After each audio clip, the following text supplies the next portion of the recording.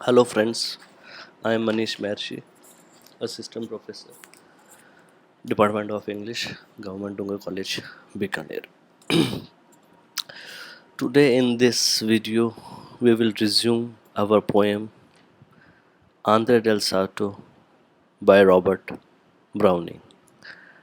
As we have already discussed, that Andre del Sarto is a dramatic monologue uttered by Andre del Sarto himself to his wife Lucrezia. Browning was inspired toward this subject by Vasari's Lives of the Artist, which tells that how Andre was famous in his days for his ability to paint faultless work. Though he was later eclipsed in greatness by his contemporaries, compared with whose work looked insipid, tasteless, and uninspired. The other historical details Browning draws upon is the painter's artistic life. He has painted for French king for a while, until he and his wife Lucrezia took their bounty and went to Florence, where they used that money to buy a wonderful house. Now they are living in that house in Florence, but their married life is not going well.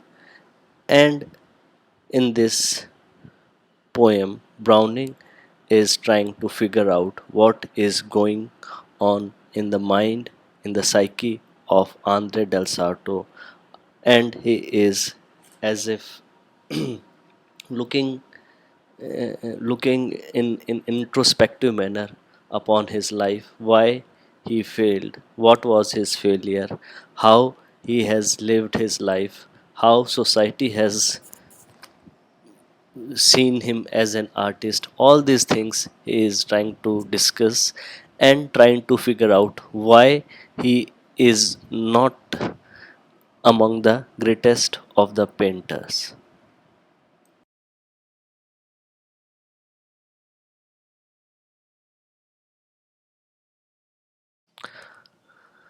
First of all, I will read text for you and then I will explain in a little detail.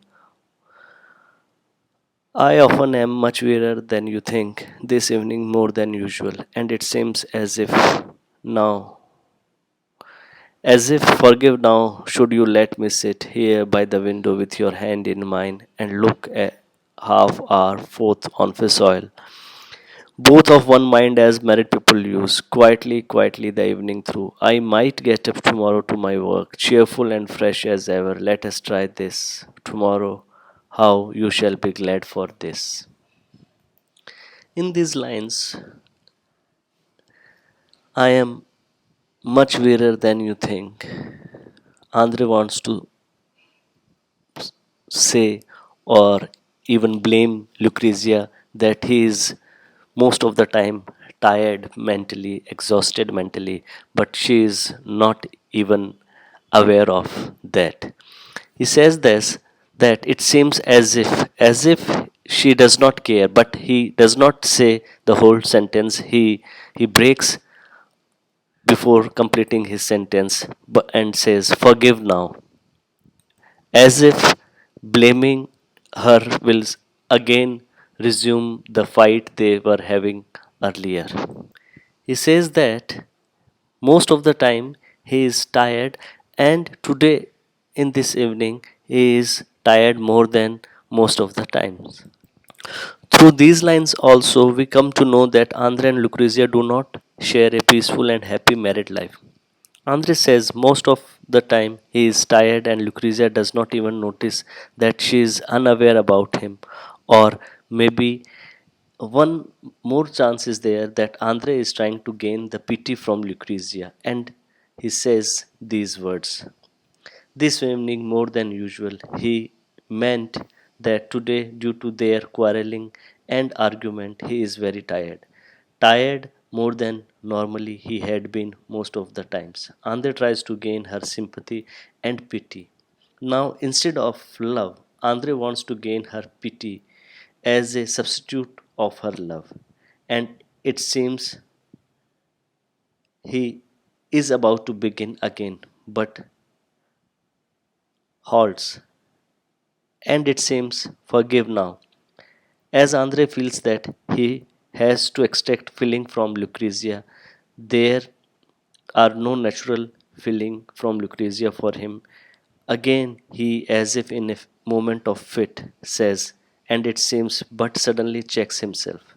Feeling that it will lead to more arguments and fightings, he stops. Forgive now. He pleads that now, as he has agreed to her wishes, she should forgive him and end this fight. Andre proposes her to sit with him near window, hand in hand, and gaze at the beautiful city of Fisoil. He says that this is how married people live in a sort of unison in their mind, heart, and soul. They have a feeling of synchronicity in their mind.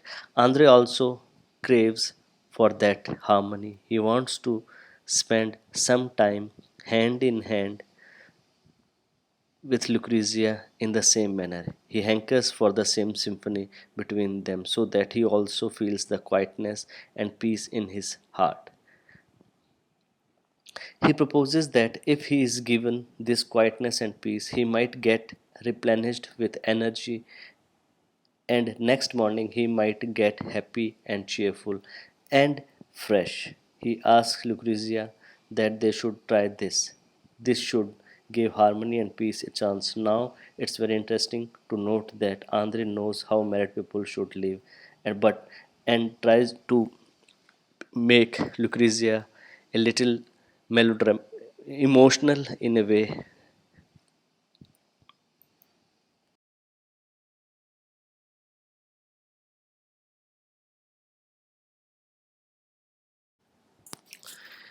In the next stanza, Andre changes his tone and tries to impress Lucrezia by praising her beauty and by giving her compliments. Your soft hand is a woman of itself, and mine the man's bared breast she curls inside. Don't count the time lost either. You must serve for each of the five pictures we require. It saves a model, so keep looking so, my serpentining beauty. Rounds on rounds, how could you ever break those perfect ears?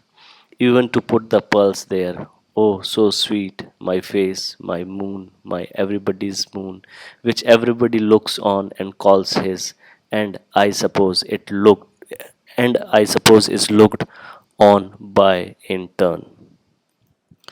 Now, in this stanza, Andre, in a changed tone, says that Lucrezia's soft hand is a complete woman in itself.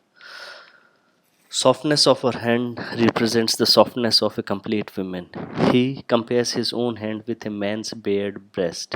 She tries to curl her hand around her bared breast of Andre. He creates an imagination that Lucrezia will sit with him hand in hand, quietly and in harmony. Soon he feels that Lucrezia will consider this time as a waste of time and unproductive. So he says, that don't count this time as waste of time. He praises her and says that Lucrezia should serve as a model for the five paintings he is about to paint. For those paintings, they don't need to hire some model, and that will save money for them. He asks her that the way she is looking now is the perfect look needed for being a model. So she should keep looking in that manner, my serpentine beauty. Just like a snake which looks very beautiful as well as very fearful at the same time. Andre says that Lucrezia is also like her. Her beauty is awe inspiring. He keeps on praising her and says that her ears are so perfect. How can she pierce those ears, even if for ornaments? There is no need for any pearls or other ornament to Lucrezia's ear. They are beautiful and perfect. She looks so sweet and elegant to him. He calls Lucrezia in a possessive manner his face and metaphorically his moon, and realizes that her beauty cannot be possessed, so he calls her my everybody's moon. He says that as everyone looks at the moon and calls the moon as his own, so in the same manner people look at her beautiful face and calls their own. But in the case of moon, moon is silent and does not respond, whereas Andre feels that Lucrezia responds to the to some of her onlookers.